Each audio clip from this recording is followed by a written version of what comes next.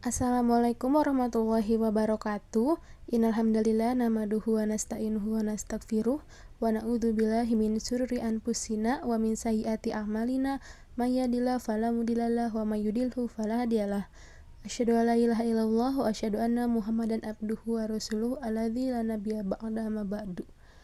Pada kesempatan hari ini, kami dari kelompok 12 mata kuliah kimia dasar akan mempresentasikan tentang kesetimbangan kimia. Adapun anggota dari kelompok kami yang pertama ada Yanto, yang kedua ada Soliha Nur Hasanah, dan yang ketiga ada Rahma. Baik. Yang pertama itu ada kesetimbangan kimia. Nah, perlu kita ketahui bahwa reaksi kimia umumnya tidak 100% menghasilkan produk. Nah, pada saat reaksi berlangsung dan menghasilkan produk, ada saja sejumlah produk yang bereaksi atau terurai dan membentuk reaksi kembali.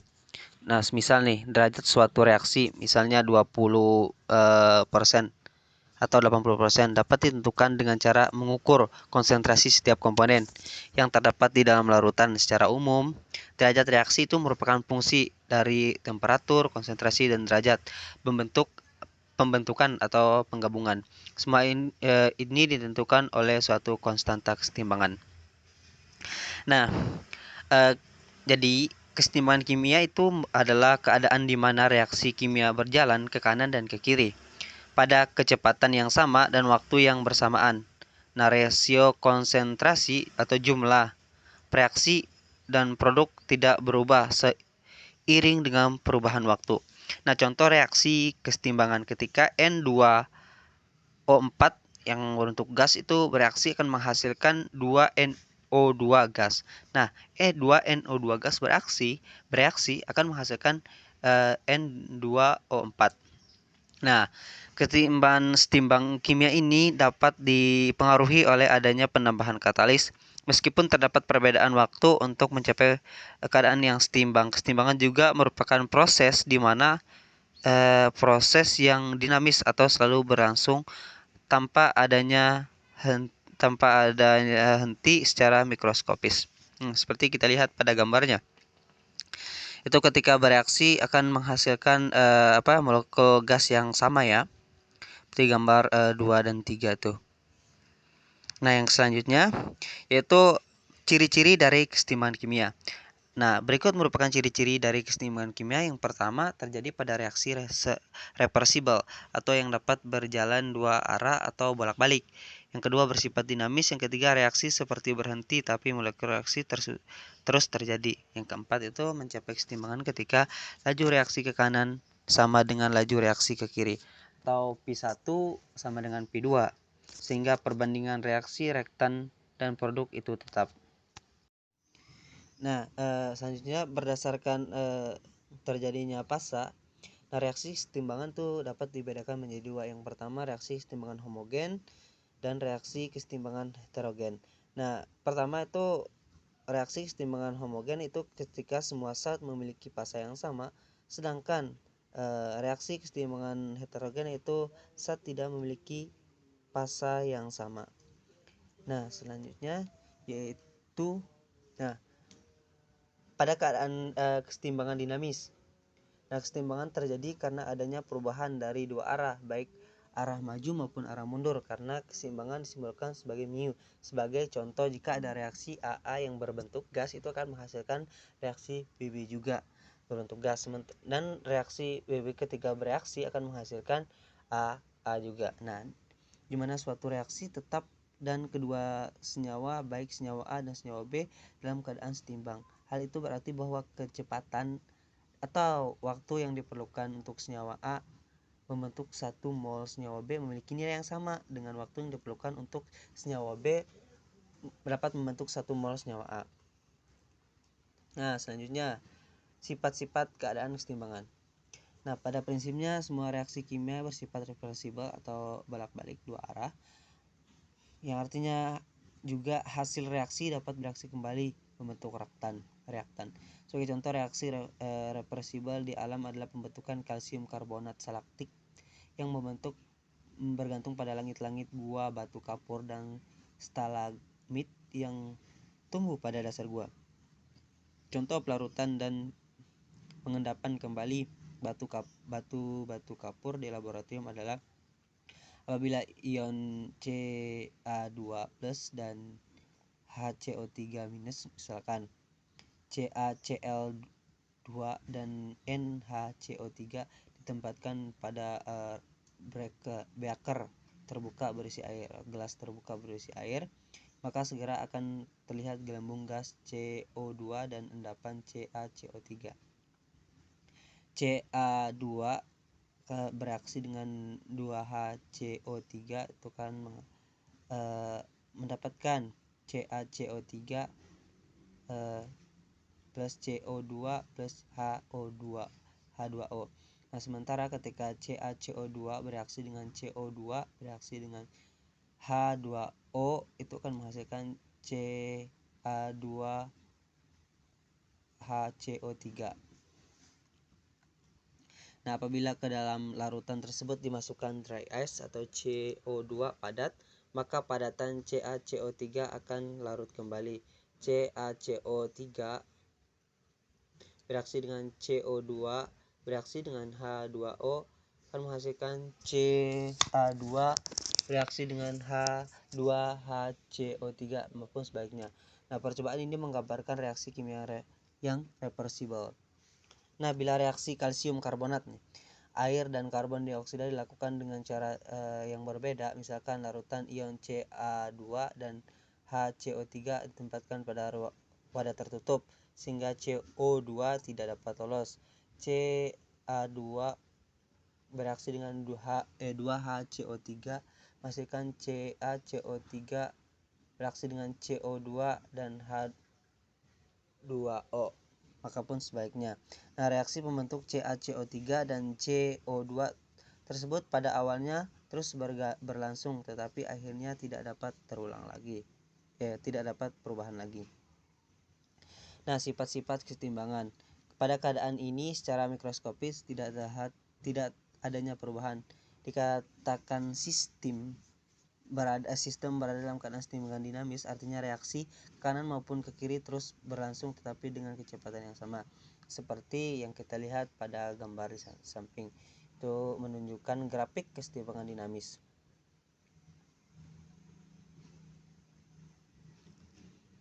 Yang mulanya N2O4 yang berwarna biru akan beriring dengan waktu. Seperti yang kita lihat pada grafik di samping, menunjukkan nilai dari N2O4 yang semulanya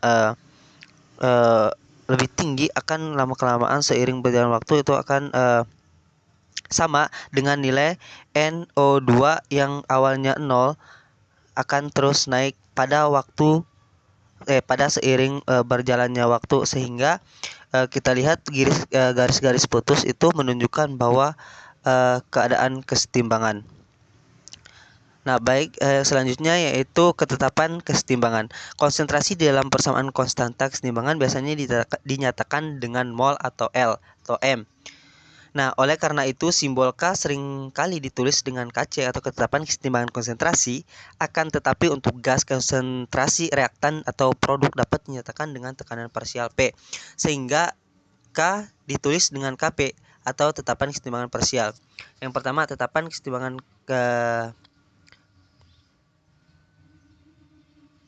kesetimbangan parsial merupakan perbandingan hasil bagi antara tekanan parsial Px sat ruas kanan dengan tekanan parsial sat ruas kiri yang dipangkatkan dengan koefisien masing-masing. Hanya sat yang berpasa gas yang dapat diperhitungkan dalam rumus tetapan kesetimbangan parsial. Sat dengan pasa selain gas tidak dicantumkan dalam rumus tetapan kesetimbangan Kp, tetapi diberi nilai 1. Sementara ketetapan kesetimbangan Kc merupakan perbandingan hasil bagi antara konsentrasi molar sat ruas kanan dan konsentrasi molar sat ruas kiri yang dipangkatkan dengan koefisiennya. Karena pasa padat es dan cair tidak memiliki konsentrasi, maka kedua pasa ini tidak dilibatkan dalam rumus tetapan kesetimbangan Kc dan diberi nilai 1. Nah, selanjutnya pertama itu ketetapan kesetimbangan parsial. Berdasarkan dengan kesetimbangan konsentrasi berbeda dengan kesetimbangan konsentrasi atau Kc. Pada tetapan kesetimbangan kimia, tekanan parsial atau Kp hanya fase dalam wujud gas yang diperhitungkan mempengaruhi tetapan kesetimbangannya. Untuk menentukan tekanan parsial suatu zat dapat ditentukan parsial totalnya digunakan persamaan sebagai berikut. Px sama dengan mol X per mol total dikali P total. Nah, sama halnya dengan tetapan kesetimbangan konsentrasi, tetapan kesetimbangan tekanan parsial juga dibagi menjadi dua, yaitu reaksi homogen dan reaksi heterogen. Ketetapan kesetimbangan. Tetapan kesetimbangan tekanan parsial. Yang pertama ada Kp reaksi homogen. Misalnya untuk reaksi kesetimbangan berikut bisa dilihat gambarnya di PPT. Dan yang kedua ada Kp reaksi heterogen. Karena reaksi heterogen hanya memperhitungkan fase berwujud gas yang mempengaruhi tetapan kesetimbangan. Misalnya sebagai berikut, bisa dilihat juga oleh teman-teman di PPT. Selanjutnya tetapan kesetimbangan konsentrasi. Yang pertama ada kesetimbangan homogen. Sesuai dengan namanya yang mengandung kata homogen, kesetimbangan ini merupakan jenis kesetimbangan yang terjadi pada saat produk dan juga reaktannya berasal dari fase yang sama, yaitu seluruhnya gas atau seluruhnya cairan. Misalnya sebagai berikut bisa dilihat oleh teman-teman. Maka nilai kesetimbangan disusun sebagai berikut.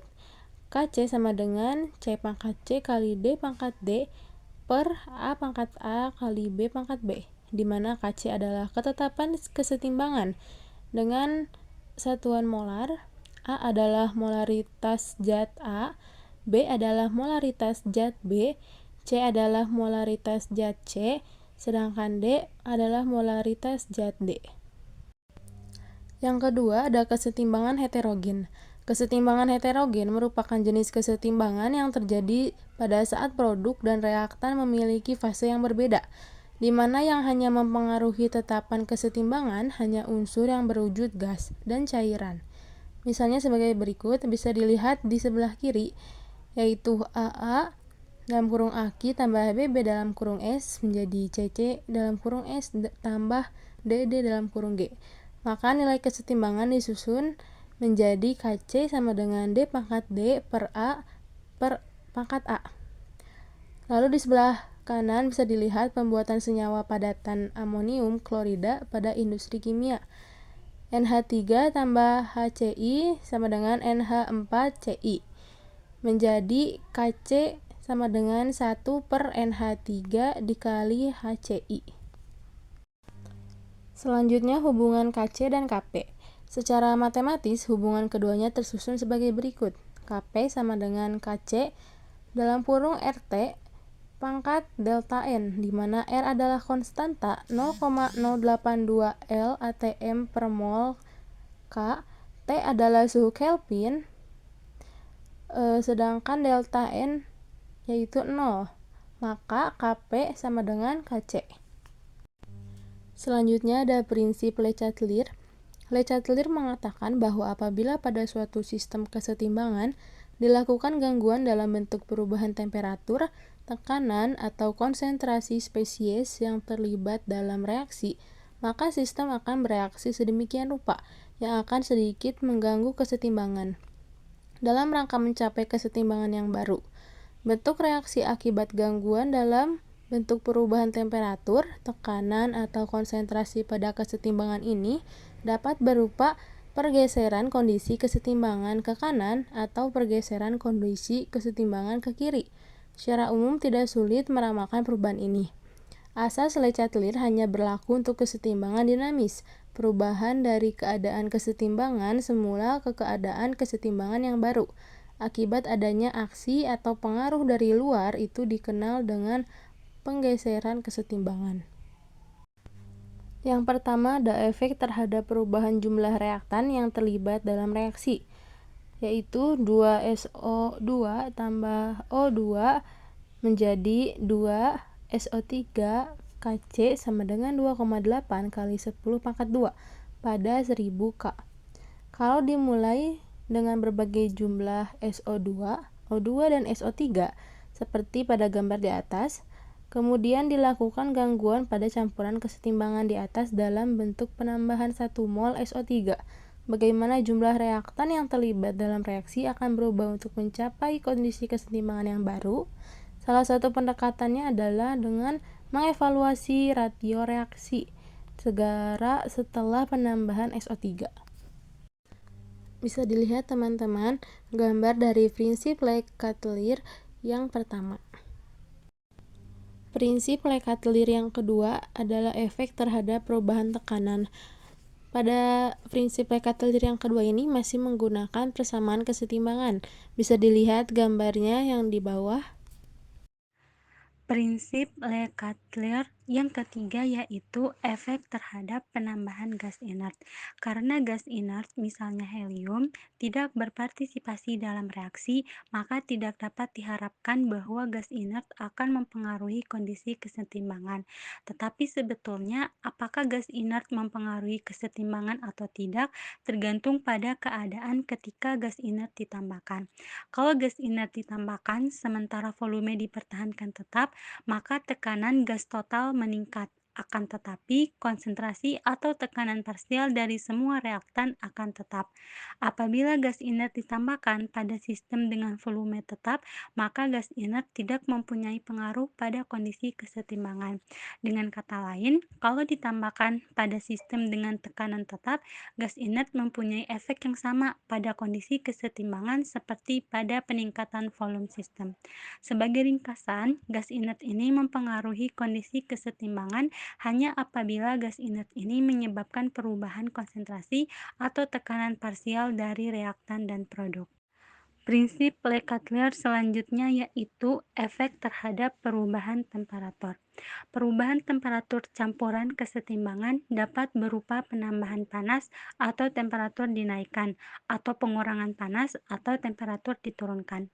Menurut prinsip Le-Chatelier, pada penambahan panas, reaksi akan cenderung kepada reaksi yang menyerap panas atau endotermis, dan pada pengurangan panas, reaksi akan cenderung kepada reaksi yang melepas panas atau eksotermis. Pada reaksi endotermis, sistem cenderung mengakomodasi energi panas untuk memasuki sistem dengan menyerap panas. Sedangkan pada reaksi eksotermis, sistem cenderung menggantikan kehilangan energi panas oleh sistem dengan melepas panas. Selanjutnya adalah faktor-faktor yang mempengaruhi kesetimbangan. Faktor pertama yang mempengaruhi kesetimbangan adalah perubahan konsentrasi. Nah, di sini besi tritiosionat atau FeSCN larut dengan segera ke dalam air menghasilkan suatu larutan merah. Warna merah ini disebabkan oleh adanya ion FeSCN2+. Adapun reaksi kesetimbangan tersebut dapat dinyatakan seperti yang tertera pada layar, yang itu di sini FeSCN2+ ini berwarna merah dilarutkan sehingga menjadi Fe3+ berwarna kuning muda plus SCN- yang tak berwarna. Jika dalam sistem larutan tersebut ditambahkan natrium tiosionat, maka konsentrasi ion SCN- akan meningkat. Nah, untuk mengatasi gangguan tersebut, maka ion Fe3+ ini bereaksi dengan ion SCN yang ditambahkan dan kesetimbangan bergeser dari kanan ke kiri, seperti yang tertera pada layarnya. Nah, akibatnya warna merah larutan ini akan menjadi lebih gelap. Hal yang sama terjadi jika ke dalam larutan mula-mula ditambahkan besi trinitrat atau FeNO3. Faktor yang mempengaruhi kesetimbangan selanjutnya yaitu perubahan volume dan tekanan, di mana persamaan untuk perubahan volume dan tekanan adalah PV sama dengan nRT. Nah, untuk mencari nilai P-nya, kita bisa menggunakan rumus persamaan P sama dengan nRT per V, dan untuk mencari nilai V-nya, kita bisa menggunakan rumus persamaan nRT per P. Nah, selanjutnya faktor yang ketiga yaitu perubahan temperatur. Nah, pada perubahan temperatur ini ada beberapa hal yang harus diperhatikan. Yang pertama, pada reaksi yang endotermis, peningkatan temperatur itu menyebabkan pergeseran kesetimbangan ke arah reaksi endotermis, sedangkan penurunan temperatur menggeser kesetimbangan ke arah reaksi eksotermis. Yang kedua, yaitu prinsip Leclerc memperkirakan bahwa peningkatan temperatur mendorong perubahan ke arah yang menggunakan panas. Dan yang ketiga, suatu prinsip yang umum dalam kinetik adalah bahwa kecepatan reaksi akan meningkat dengan meningkatnya temperatur. Peningkatan temperatur untuk suatu reaksi kesetimbangan menyebabkan kecepatan reaksi endotermis relatif lebih meningkat daripada reaksi eksotermis. Faktor selanjutnya yaitu penambahan katalis. Yang pertama, konstanta kesetimbangan hanya berkaitan dengan zat-zat yang tampak dalam persamaan reaksi. Katalis tidak tampak dalam persamaan reaksi atau dalam pernyataan konstanta kesetimbangan. Oleh karenanya, penambahan katalis ke dalam sistem kesetimbangan diharapkan tidak akan mempengaruhi konsentrasi-konsentrasi pada kesetimbangan, hanya mempercepat terjadinya kesetimbangan. Yang kedua, prinsip Leclerc tidak menyebutkan tentang adanya katalis. Dan yang ketiga, kinetik memberikan argumentasi yang paling baik bahwa suatu katalis itu tidak mempengaruhi komposisi suatu sistem kesetimbangan. Menurut teori kecepatan reaksi itu bergantung pada seberapa cepat partikel-partikel melampaui energi rintangan antara keadaan awal dengan keadaan. Selanjutnya kita masuk kepada contoh soal. Contoh soal yang pertama yaitu ketetapan kesetimbangan konsentrasi atau KC. Di sini soalnya yaitu 1 liter campuran gas pada suhu 100 derajat Celcius pada keadaan setimbang mengandung 0,0045 mol dinitrogen tetraoksida dan 0,03 mol nitrogen dioksida. Nah, di sini tuliskan rumus tetapan kesetimbangan gas tersebut dan hitung tetapan kesetimbangannya. Nah, untuk menyelesaikannya, yang pertama kita tulis dulu rumus persamaannya, yaitu N2O4 dalam bentuk gas direaksikan setimbang dengan NO2 dalam bentuk gas. Nah, persamaan ini kita setarakan dulu menjadi N2O4 dalam bentuk gas disetarakan dengan 2NO2 dalam bentuk gas. Nah, rumus tetapan kesetimbangan dapat kita tuliskan sebagai perbandingan antara molaritas produk atau nitrogen dioksida dan molaritas reaktan yaitu dinitrogen tetraoksida yang masing-masing dipangkatkan dengan koefisiennya. Sehingga kita dapat tuliskan K atau kesetimbangan sama dengan moralitas produknya yaitu nitrogen dioksida yaitu NO2 dipangkatkan dengan koefisiennya 2 per moralitas reaktannya yaitu dinitrogen tetraoksida dipangkatkan dengan 1 yaitu N2O4. Nah, di sini rumus tetapan kesetimbangannya yaitu NO2 dipangkatkan 2 per N2O4 dipangkatkan 1. Selanjutnya kita menghitung nilai ketetapan kesetimbangan. Yang tadi kita sudah peroleh rumus ketetapan kesetimbangannya yaitu K sama dengan NO2 dipangkatkan 2 per N2O4. Nah, di sini moralitas untuk NO2 yaitu 0,03 yang diketahui di soal per moralitas untuk reaktannya yaitu moralitas pada N2O4 yaitu 0,0045. Nah, di sini kita masukkan moralitasnya, kita pangkatkan yaitu 0,03 dipangkatkan 2 per 0,0045 sehingga kita peroleh nilai K-nya adalah 0,2. Jadi ketetapan kesetimbangannya sebesar 0,2 mol per liter. Oke, soal yang kedua yaitu pada pemanasan 1 mol gas SO3 dalam ruang bervolume 5 liter diperoleh gas O2 sebanyak 0,25 mol. Tentukan tetapan kesetimbangan KC. Nah, untuk menyelesaikannya kita tulis dulu persamaan reaksi kesetimbangannya yaitu 2SO3 dalam bentuk gas direaksikan dalam bentuk kesetimbangan sehingga menghasilkan produk 2SO2 dalam bentuk gas plus O2 dalam bentuk gas. Nah, Pada keadaan mula-mula diketahui dari soal, gas 2SO3 ini berjumlah 1 dan produknya itu berjumlah sebanyak masing-masing 0 mol. Nah, setelah itu pada keadaan kesetimbangan itu terbentuk 0,25 mol pada suhu yang tetap. Jadi pada keadaan kesetimbangan pada O2 itu adalah 0,25 mol. Nah, dari sini kita dapat menghitung reaksi untuk O2-nya yaitu 0,25 dikurangi 0 sehingga reaksi untuk O2-nya kita peroleh 0,25. Nah, dari 0,25 ini kita dapat menghitung R untuk 2SO3 dan 2SO2 dengan melihat koefisien masing-masing, yaitu di mana kita peroleh pada keadaan kesetimbangannya untuk 2SO3 dalam bentuk gas ini kita peroleh 0,5 dan pada keadaan reaksinya juga kita peroleh 0,5.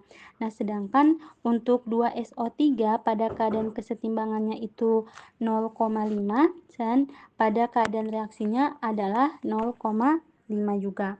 Nah, selanjutnya untuk menentukan ketetapan kesetimbangannya di sini kita cari dulu konsentrasi dari suatu senyawa, yaitu konsentrasi dari SO2, konsentrasi dari O2 dan juga konsentrasi dari SO3. Kemudian kita pangkatkan dengan koefisien masing-masing sehingga di sini ketetapan kesetimbangan Kc-nya itu yaitu SO2 itu kita pangkatkan dengan 2 lalu kita kalikan dengan O2 per SO3 kita pangkatkan dengan 2. Nah, selanjutnya kita masukkan nilai yang sudah diketahui dan kita peroleh hasil akhir dari Kc-nya yaitu 0,25 dibagi 5 menjadi 0,05. Soal selanjutnya yaitu dalam sebuah bejana yang mempunyai volume 1 liter terdapat 4 mol gas NO2 membentuk kesetimbangan yaitu 2NO2 dalam bentuk gas direaksikan sehingga menghasilkan produk 2NO dalam bentuk gas plus O2 dalam bentuk gas. Dalam keadaan setimbang pada suhu tetap terbentuk 1 mol O2, tentukan tetapan kesetimbangan atau Kc-nya. Nah, untuk menyelesaikan soal ini, pertama-tama kita tulis dulu reaksinya, yaitu 2NO2 dalam bentuk gas direaksikan sehingga menghasilkan kesetimbangan dengan produk 2NO dalam bentuk gas plus O2 dalam bentuk gas. Nah, pada keadaan mula-mula di sini kita ketahui dari soal gas NO2 ini berjumlah 4 mol, sedangkan produknya berjumlah 0 mol. Nah, kita tulis untuk awal 2NO2 ada 4 mol, sedangkan 2NO dan O2 ini 0 mol, bisa juga kita garis datar. Nah, setelah itu pada keadaan kesetimbangan kita ketahui terbentuk 1 mol O2 pada suhu tetap. Jadi setimbang pada O2 adalah 1 mol. Jadi pada keadaan setimbang untuk O2 ada 1 mol. Dari sini kita dapat menghitung reaksi untuk O2 di mana untuk mengetahui nilai reaksi untuk O2 di sini kita kurangin 1 kurang 0 mol adalah 1 mol. Jadi reaksi untuk O2 adalah 1 mol. Nah, dari 1 mol ini kita dapat menghitung bahwa reaksi untuk NO2 dan NO dengan melihat koefisien di mana koefisien NO2 dan NO adalah 2 kalinya dari O2 sehingga reaksi untuk NO2 dan NO adalah 2 mol.